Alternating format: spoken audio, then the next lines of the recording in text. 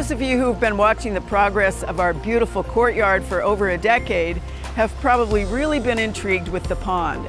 And if we go back all those years, you might remember that we had to build it. We had nothing in here, and we certainly didn't have the beautiful running water. So one of the interesting things, of course, about the landscape is that over time it changes. And we have gone from almost full sun, which really was an issue with our pond. We had string algae, we would try to clean that algae out, and every single year we had more and more of it. We tried barley bales, we got our copper ion exchanger, which actually worked. But the thing that has worked the best, of course, is now we have shade. Maybe almost too much shade in some instances, as you'll see when we redo the turf out here. But the pond itself has continued to actually cause all of this wonder and joy as we connect people to nature.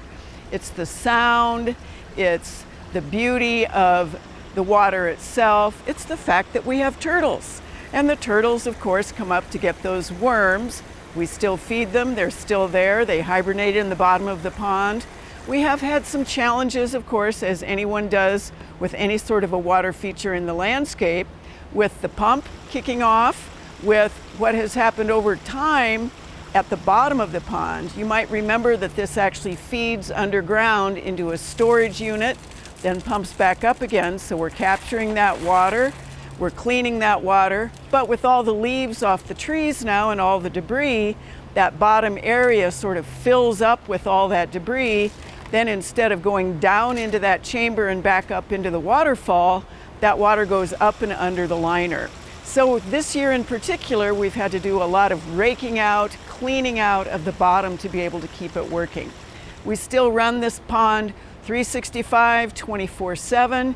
So in the winter, when we put that heater is really not so much for the turtles, although we do want to keep an air an air chamber for them, or let them come up to get that air. What it really does is it keeps the falls running. So we can have this beautiful, beautiful water under the ice in the winter months.